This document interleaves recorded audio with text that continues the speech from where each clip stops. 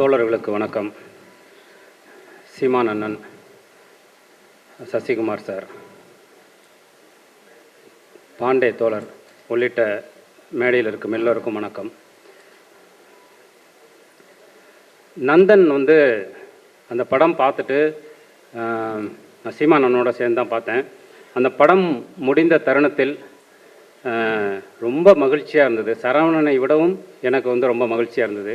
ஏன்னா திரையில் சரவணன் ஜெயிக்கணும் அப்படின்னு தொடர்ந்து இயற்கையை பிரார்த்தித்து கொண்டிருக்கிற அவனுடைய ஒரு நண்பன் நானும் சரவணனும் ஒன்றா விகடனில் ஒர்க் பண்ணோம். இப்போ கிராமங்களிலிருந்து நகரத்துக்கு வர்றவங்க 2 கேட்டகரியாக சொல்லலாம். ஒன்று இந்த நகரத்தை அழுக்காக்குபவர்கள், இன்னொன்று இந்த நகரத்தால் அழுக்காக்குபவர்கள். அப்படி நான்லாம் இந்த 2 கேட்டகரியிலையும் வருவேன். ஆனால் சரவணன் 3ஆவதாக ஒரு கேட்டகரி. தன்னுடைய நிலத்தை இந்த நகரத்திற்கு பெயர்த்து கொண்டு இந்த நகரத்தை சுத்தமாக்குபவன். அப்படியான ஒரு ஆள் தான் சரவணன். எப்போவுமே சரவணன் அந்த மண் மனம் மாறாமல் ஒரு தஞ்சாவூர்காரனாக தான் நான் அவனை பார்ப்பேன். ஒவ்வொரு நிலத்திற்கும் சில பிரத்யேக குணங்கள் இருக்குது. அது ரொம்ப முக்கியமான விஷயம். அப்படி தனது மண்ணின் மனத்தை இன்னமும் தன்னோடு எடுத்து கொண்டிருப்பவன் தான் சரவணன். சரவணன் பற்றி எப்போவுமே அவனோட ஸ்பெஷல் என்னென்னா, ஃபோன் எடுக்காதது மாதிரி இன்னொரு ஸ்பெஷலும் இருக்குது.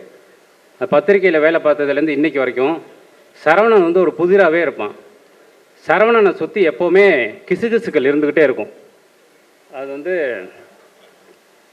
சரவணன், ஏன்னா சரவணனுடைய தொடர்பு எல்லாம் ரொம்ப பெரிய இடமா இருக்கும். சசிகலாட்ட நிறைய கோடிகள் வாங்கிட்டான், சீமான் அண்ணன்ட்ட கூட வாங்கிட்டான். ஏன்னா அண்ணன்ட்ட ஒரு 10,000 கோடி இருக்குல்ல, அடித்து விட வேண்டியது தானே. அப்படி அவனை பற்றி ஏதாவது ஒன்று வந்துக்கிட்டே இருக்கும். அப்போ ஃபோன் பண்ணி ஒவ்வொரு தடவையும் என்ன சரவணன் எப்படி இருக்க, செட்டில் ஆகிட்டியா அப்படின்னு கேட்டால் அதே டீ கடையில் அதே இதோடு இருந்துகிட்டே இருப்பான். எங்கடா வாங்கின காசெல்லாம் எங்கடா வச்ச அப்படின்னா, ஏன்னா நான் வாங்க மாட்டேன்னு நான் சொல்கிறேன், கொடுக்க மாட்டேங்கிறாங்க என்ன அப்படிமா. உண்மையிலேயே அவ்வளவு தொடர்புகள் இருந்தாலும் இன்னமும் தன்னுடைய தனித்தன்மையும் நேர்மையும் மாறாத ஒரு பத்திரிகைக்காரன். எந்த இடத்துலையும் சமரசமற்று நட்பிற்காகவும் அன்புக்காகவும் மட்டுமே நிற்கக்கூடிய ஒரு ஆத்மா தான் சரவணன். அப்படி அவன் திரையிலும் அதே நேர்மையோடு ஜொலித்த ஒரு இடம்தான் இந்த நந்தன். ஏன்னா ஒரு ஈக்குவாலிட்டியை பேசுறதுங்கிறது சாதாரணமாக பேசுறதுங்கிறது ஒன்று, அதை கலையாக மாற்றுவதுங்கிறது ஒன்று. ஏன்னா கலையாக மாற்றும்போது, ஒரு சமத்துவத்தை பேசும்போது நாம் சரியான அரசியலை பேசணும் ஒன்று, யார் பக்கம் நின்று பேசணுங்கிறது 2வது. இது ரொம்ப முக்கியமான விஷயம். அது ஸ்க்ரீனில் இன்னும் சொல்லப்போனால் சில உண்மைகளையும் தாண்டி நாம் கலையில் யாருக்கு நேர்மையாக நிற்கிறோம் அப்படிங்கிறது ரொம்ப முக்கியமான விஷயம். ஒரு இனத்தின் பெருமைங்கிறது என்னென்னா குணம்தான். என்னை பொறுத்த வரைக்கும் இனத்துக்குன்னு ஒரு தனி பெருமைகள்லாம் எதுவுமே கிடையாது. சீமான் அண்ணே சொல்வார், மானுட சமுத்திரம் நானென்று கூவு அப்படிங்கிற பாரதிதாசனுடைய பரம்பரை தான் நாம். வீரம், அது மண்ணாங்கட்டி, அதெல்லாம் ஒன்றுமே கிடையாது. மனித நேயத்தை யார் ஒருவன் தன் ஈரம் காயும் வரை உடல் சிதையில் போகும் வரைக்கும் வச்சிருக்கானோ அவன் தான் வீரன். அவன் மட்டும்தான் உண்மையானவன். 4 பேரை அடிக்கிறதோ கொல்றதோ இஸ்ரேல்கிட்ட இருக்கிறது வீரமா அப்படிங்கிறதான் கேள்வி. நீங்கள் ஹாலிவுட் படங்களெல்லாம் பார்த்தீங்கன்னா அந்த படம் முழுவதும் ஏராளமான கொலைகள் நடக்கும், ஏராளமான பேர் செத்துக்கிட்டே இருப்பாங்க. அந்த படத்தின் முடிவில் 2 அமெரிக்கர்கள் காப்பாற்றப்படுவாங்க. அதுதான் ஹீரோயிசமாக இருக்கும். அதுதான் வீரமா? இல்லை. நாம் யார் பக்கம் நிற்கிறோம், யார் பக்கம் நின்று பேசுகிறோம், யாருக்காக நம் உயிரை விடுகிறோங்கிறதா முக்கியமான வீரம். அதனால தான் பிரபாகரனின் வீரம் தலை சிறந்த வீரமாக இருக்கு.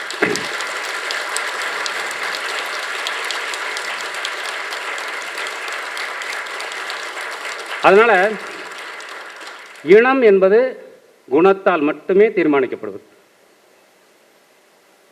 மிகப்பெரிய தாடி வைத்திருக்கும் வள்ளுவரும் எங்கோ ஜெர்மனியில் பிறந்த மார்க்ஸும் ஒரே ஆளு தான். 2 பேரும் ஒரே ஆளு தான். பிறப்பக்கும் எல்லா உயிருக்கும் அப்படிங்கிறத தான் மார்க்ஸும் சொன்னார். அதே தான் வள்ளுவரும் சொன்னார். இடதுசாரி தத்துவம் தமிழ் தேசிய தத்துவம் வெவ்வேறு அல்ல, வெவ்வேறு அல்ல. இன்னும் சொல்லப்போனால் மிகச்சிறந்த இடதுசாரிவாதி தான் மிகச்சிறந்த தமிழ் தேசியவாதியாக இருப்பான். அடிப்படையில் சீமான் அண்ணன் கம்யூனிஸ்ட், அவர் ஒரு கம்யூனிஸ்ட். இந்த நிலத்தில்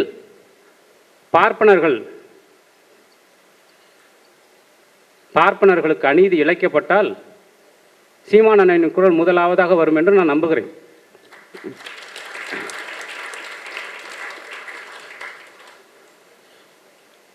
ஜெயகாந்தன் ஒரு முறை சொல்லும்போது கம்யூனிசம் வேறு கம்யூனிஸ்டுகள் வேறு அப்படின்னார். நக்கலாக சொன்னார் அவர். அப்போ பார்ப்பனியம் வேறு பார்ப்பனர்கள் வேறா அப்படின்னு கேட்டான். அப்படி அல்ல. என்னன்னா மனிதர்கள் வேறு தத்துவம் வேறு தான். ஒரு தத்துவம் நிற்க வேண்டும், அது மட்டும்தான் முக்கியம். மனிதர்கள் நிற்க மாட்டார்கள், மனிதர்கள் நிறம் மாறிக்கொண்டே இருப்பார்கள். ஆனால் ஒரு தத்துவம் கடைசி வரைக்கும் இருக்கும். நீங்கள் இந்தியா வேதம் பௌத்தம் அப்படிங்கிற 2 விஷயம்தான் இந்தியாவை இயக்கி கொண்டிருப்பது. பௌத்தம் வெவ்வேறு விதமாக வெவ்வேறு மொழிகளில் குறிக்கப்படலாம். ஆனால் நான் பௌத்தம் என்று சொல்வது சமத்துவத்தை சொல்கிறேன். வேதமும் பௌத்தமும் தான் இந்தியாவை இயக்கி கொண்டிருக்கிறது. அது 2ம் ஒன்றாக இருக்கும். மனிதர்கள் மாறிக்கொண்டே இருப்பார்கள். அப்படி மனிதர்கள் என்ன வேணாலும் ஆகலாம். ஆனால் சமத்துவத்தை கையில் தூக்கி நிறுத்தும் எந்த தத்துவமாக இருந்தாலும் அதுதான் முக்கியமாக இருக்கிறது. அப்படித்தான் தமிழ் தேசியத்தையும் நான் பார்க்கிறேன். அதை தூக்கி பிடித்து கொண்டிருக்கிற சீமான் அண்ணனையும் பார்க்கிறேன். அது சமத்துவம் தான். உரிமைக்காக குரல் கொடுப்பது மட்டும்தான் நம்முடைய வேலை. யாரெல்லாம் அநீதி இழைக்கப்படுகிறோ அவர்களுக்காக நிற்பது மட்டும்தான் வேலை. அப்படி இம்மையும் பிசகாமல் நந்தன் சமத்துவத்தின் பக்கம் நிற்கிறது. அதுதான் ரொம்ப முக்கியமான விஷயம். தலித் சினிமா அப்படிங்கிறதெல்லாம் வெறும் வார்த்தை தான். எனக்கு அது மேலெல்லாம் நம்பிக்கை கிடையாது. சமத்துவத்தை மனிதநேயத்தை பேசக்கூடிய ஆக சிறந்த சினிமாக்கள் எல்லாமே தலித் சினிமா தான். அப்படி நந்தன் ஒரு மிகச்சிறந்த மனிதநேய படைப்பாக உருவாயிருக்கு. இந்த படத்தை பார்க்கும்போது நான் ரொம்ப ஆச்சரியமாக பார்த்தேன். 2 விஷயம் ரொம்ப மகிழ்ச்சியாகவும் ஆச்சரியமாக பார்த்தது. ஒன்று சரவணன் திரைத்துறைக்கு வந்துட்ட பிறகு ரைட்டர்ஸோட பெரிய பிரச்சனை என்னென்னா, அது ஜேர்னலிஸ்ட்டு ரைட்டர்ஸோட மிகப்பெரிய பிரச்சனை என்னென்னா, நம்ம அந்த ரைட்டர் ஒரு ஃபிலிம் மேக்கரை தின்றுவோம். அது பெரிய சிக்கல். சினிமாங்கிறது ஒரு கலை. அது 2 மணி நேரம் 2.5 மணி நேரத்துக்குள்ளே சரியாக திரைமொழியில் சொல்லணும். ஆனால் அந்த எழுத்தாளன் அதை கெடுத்து குட்டிச்சவர் ஆக்கிடுவான். எப்போவுமே அது முன்னாடி நிற்பான். அது ரைட்டரோட பெரிய. அதனால தான் மிகச்சிறந்த ரைட்டர்கள் நிறைய பேரால் சினிமாவில் ஜெயிக்கவே முடியாமல் போனது. இப்போ நானுமே அப்படி ஒரு ரைட்டராக வந்ததுனால அந்த ரைட்டருக்கும் அந்த ஃபிலிம் மேக்கருக்கும் நடக்கிற பிரச்சனையை தொடர்ந்து நம்ம சமாளிச்சுக்கிட்டே இருக்கணும். அது ரொம்ப கஷ்டம். அதில் நம்ம நிறைய மிஸ் ஆகிடுவோம். அப்படி சரவணனுடைய முதல் 2 படங்கள்லையும் அந்த பிரச்சனை இருந்தது, அந்த போராட்டம் இருந்தது. என்னுடைய படங்கள்லையும் அது இருக்கும். அதை எங்கேயாவது ஃபுல்ஃபில் பண்ணி கரெக்டான ஃபிலிம் மேக்கராக வந்துடணும் அப்படின்னு சொல்லிட்டு. அப்படி இந்த படத்தில் சரவணன் முதல் 2 படங்களை தாண்டி இந்த படத்தில் ஒரு ஃபிலிம் மேக்கராகவே ஜெயிச்சிட்டான். அது ரொம்ப நல்ல விஷயம். கரெக்டாக திரைமொழியில் எதை சொல்வது எதையெல்லாம் சொல்லாமல் விடுவது அப்படிங்கிறதுல ரொம்ப பர்ஃபெக்டாக அவன் ஜெயிச்சிருக்கான். 2வது சசி சார். இப்போது சசி சாரை வச்சு நான் ஒரு படம் பண்ணிகிட்ருக்கேன். இந்த படம் ஷூட்டிங் போகிறதுக்கு முன்னாடி நான் சரவணனுக்கு தான் ஃபோன் பண்ணேன். டேய் எப்பட்றா சொல்கிறத கேட்பாரா அப்படின்னு சொல்லிட்டு. ஏன்னா பொதுவாக நம்ம பர்சனலாக பழகிறது வேறு. பட் ஒரு நடிகராக ஒரு இயக்குனராக ஒரு கலையை எடுத்துகிட்டு போய் ஒரு தொழிலில் இருக்கிறதுங்கிறது வேறு. அப்போது ஸ்பாட்டுக்கு போகும்போது அந்த கிளாரிட்டி இருக்கணும். நம்ம சொல்கிறத அவங்க புரிஞ்சுக்கணும், அவங்க சொல்கிறத நம்ம புரிஞ்சுக்கணும். இந்த அண்டர்ஸ்டாண்டிங் ரொம்ப முக்கியம். அப்படி சரவணன்ட்ட நான் கேட்டேன், எப்படிரா சைசாரை வச்சு பண்ணுறேன், அவர் கரெக்டாக. அண்ணே நீங்கள் என்ன சொன்னாலும் அதுக்கு மேலே தான் அவர் பண்ணுவார்னே, அவர் நீங்கள் நந்தன் பாருங்கள் ஒரு தடவை அப்படின்னா. அப்போது நந்தன் பார்க்கும்போது அவன் சொன்னது 100% உண்மைன்னு தெரிஞ்சுது. ஏன்னா எனக்கு வந்து ஒரு பெரிய சேலஞ்ச் என்ன இருந்ததுன்னா, சார் 30 படம் பண்ணிட்டார், 30 படத்துக்கு மேலே பண்ணிட்டார். அவருக்கு வந்து அவருக்குன்னு ஒரு மக்கள் திரள் இருக்குது. அவர் படம் பார்த்து அவருடைய முகத்தை வந்து பழகிட்டாங்க ஜனங்க. அப்போது நான்லாம் எப்போவுமே எழுதும்போதே என்ன பண்ணுவேன்னா, ஏதாவது ஒன்று பண்ணணும் அதில்.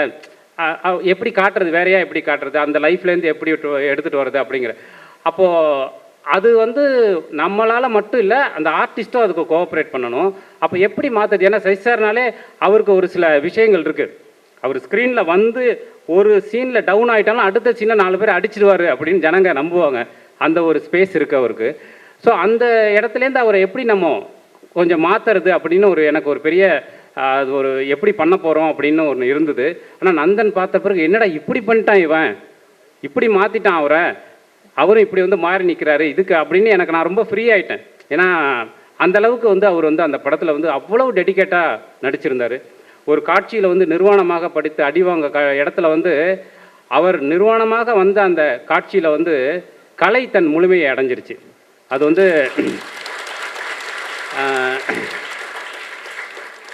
அது ரொம்ப ஆச்சரியமான விஷயம். அந்த அர்ப்பணிப்பு வந்து ரொம்ப ஒரு அது வந்து நம்ம சினிமாவை எவ்வளோ நேசிக்கிறோம், ஒரு கலையை எவ்வளோ நேசிக்கிறோம், மக்களை எவ்வளோ நேசிக்கிறோங்கிறது தான் அது. இன்னும் சொல்லப்போனால் இந்த படம் வியாபாரமாக எப்படி இருந்தது, எந்த இடத்துக்கு போணுச்சு அப்படியான கேள்விகள்லாம் வந்துட்டு ஒன்றுமே கிடையாது. அது அல்ல இந்த படத்தோடைய நோக்கம். இந்த படம் பார்த்த உடனே நான் தான் சொன்னேன், சரவணன்ட்டையும் அதான் சொன்னேன், சைஸாட்டையும் சொன்னேன், இது வந்து தேட்ரிக்கலாக என்ன பண்ணும் எப்படி போகுங்கிறது மாதிரி ஜட்ஜ்மெண்ட்டுக்குள்ளேயே போக வேண்டாம். அது இல்லை இந்த படம். அதை இன்னும் வைத்து இந்த படத்தை வந்து எடை போடக்கூடாது. அப்படி நம்ம வந்து எதையுமே பார்க்கக்கூடாது. இந்த மாதிரி படங்கள் வந்து தான் நினைத்த எண்ணத்திற்கு எவ்வளவு நேர்மையாக இருக்குது. நான் வந்து ஒரே ஒரு விஷயந்தான் எப்போவுமே நான் சொல்லுவேன், ஒரு சினிமா, ஒரு கவிதை, ஒரு எழுத்து, ஒரு கதை, ஒரு உரையாடல் ஒரே ஒரு இதயத்தை மாற்றிடுச்சுன்னா போதும், அது வந்து ஜெயிச்சிருச்சு. ஒரே ஒரு இதயம், ஒரு ஹார்ட்டை வந்து அது தொட்டுருச்சுன்னா போதும். எங்கேயோ இங்கிலாந்தில் பிறந்து அமெரிக்காவில் வந்து வளர்ந்த சார்லி சாப்ளின் பசியை பற்றி அவ்வளவு டீப்பாக ஒரு சைலண்ட் ஃபிலிம் எடுக்கிறான். ஒரு உரையாடல் கிடையாது, பசியை பற்றி பேசக்கூடிய படம். தி கிரேட் டிக்டேட்டர்னு சர்வாதிகாரத்தை எதிர்த்து ஹிட்லர் உயிரோடு இருக்கும்போது ஒரு படம் எடுக்கிறான். அந்த படம் வந்து நமக்கு கண்ணீரை வர வைக்குது, கோபத்தை வர வைக்குது. எங்கேயோ இருக்கிற இத்தனை வருஷம் கழித்து நான் அந்த படத்தை பார்த்துட்டு நான் வந்து கோபப்படுறேன், அழுறேன்னா அதை விட கலையோட வெற்றி என்ன இருக்க முடியும்? அது ஒன்றுமே கிடையாது. தோழர்களே, அம்பேத்கர் வந்து ஒரு விஷயத்தை தான் சொன்னார், அரசியல் அதிகாரம் என்பது ரொம்ப முக்கியம், அதிலெல்லாம் மாற்று கருத்தே கிடையாது. அதைத்தான் நாம் தொடர்ந்து பேசி கொண்டிருக்கிறோம். ஆனால் அதையும் தாண்டி மிக முக்கியமான விஷயம், நம்முடைய சீர்திருத்தத்தை மனிதர்களின் இதயத்திலிருந்து தொடங்க வேண்டும் அப்படின்னாரு. ஏன்னா மனிதர்களின் இதயத்தை மாற்றுவது தான் நம்முடைய மிக முக்கியமான பணியாக இருக்கணும் அப்படின்னு நினைக்கிறேன். அதனால தான் எந்த ஒரு போராளி இயக்கமாக இருந்தாலும் அதில் கலைக்கு மிக முக்கிய பங்கு வகிக்கிறார்கள், விடுதலை புலிகள் உட்பட. கலைக்கு மிகப்பெரிய பங்களிப்பை அவர்கள் தருவார்கள். கலைக்கு வந்து ஒரு பெரிய ஸ்பேஸை கொடுப்பாங்க. சீமான் அண்ணனுக்கு நல்லா தெரியும், அவரும் கலையை ஆயுதமாக வைத்து இந்த இடத்துக்கு வந்தவர் தான். ஸோ ஒரு இதயத்தை சீர்படுத்துவது மட்டும்தான் நம்முடைய நோக்கம். இன்னும் ஒரே ஒரு விஷயம் சொல்லிக்கிறேன். பாலாஜி சக்திவேல் சார் இந்த படத்தில் வந்து ஒரு ஆர்டிஸ்ட்டாக தான் வந்தவொடனே சொன்னேன், ஒரு ஆர்டிஸ்ட்டாக வந்து அவர் ஒரு முழுமையை அடைஞ்சிட்டார் இந்த படத்தில். அவ்வளவு சிறப்பான ஒரு நடிப்பு. நான் தொடர்ந்து பாலாஜி சாரோட ட்ராவல் பண்ணிகிட்டு இருக்கிற ஆள். அவர் வந்து ஒரு நடிகராக இப்படியான ஒரு இடத்தை அவனோட முழு பரிணாமத்தையும் வந்து நந்தனில் காட்டினது சரவணனுடைய வெற்றி, அது வந்து அவருடைய வெற்றியும் கூட. ஸோ இப்படியான ஒரு அழகான ஒரு டீமை வச்சுட்டு ஒரு இதயத்திலிருந்து நாம் சீர்திருத்தத்தை தொடங்க வேண்டும் என்கின்ற அந்த ஒரு ஆணித்தரமான விஷயத்தை நந்தன் மூலமாக செய்திருப்பது அப்படிங்கிறது மிகப்பெரிய வெற்றி.